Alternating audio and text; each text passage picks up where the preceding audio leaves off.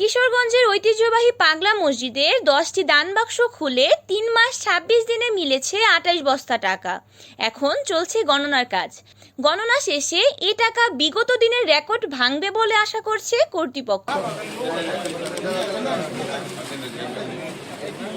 এর আগে চলতি বছরের 20 এপ্রিল এ মসজিদে দান বাক্সে পাওয়া গিয়েছিল 27 বস্তা টাকা।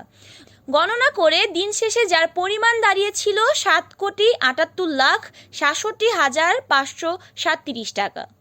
আজ শনিবার সকালে কিশোরগঞ্জের জেলা প্রশাসক ও পাগলা মসজিদের সভাপতি মোহাম্মদ আবু কালাম আজাদ ও কিশোরগঞ্জের পুলিশ সুপার মোহাম্মদ রাসেল শেখ এবং 5 জন ম্যাজিস্ট্রেটের উপস্থিতিতে মসজিদের 10টি সিন্দুক খোলা হয়েছে। পরে 28টি বস্তায় ভরে ওইসব টাকা নেওয়া হয় মসজিদের দোতলায়।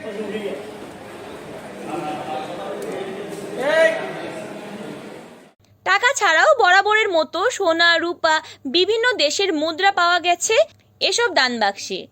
মসজিদের মেঝেতে ঢেলে মাদ্রাসার 134 জন ছাত্র, 10 জন শিক্ষক, রূপালী ব্যাংকের 70 জন কর্মকর্তা, 10 জন আনসার সদস্য টাকাগুলো গণনা করছেন।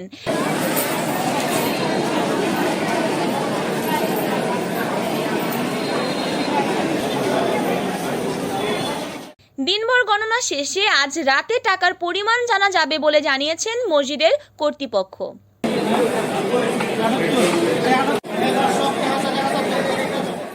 অরণি আক্তার, NN TV।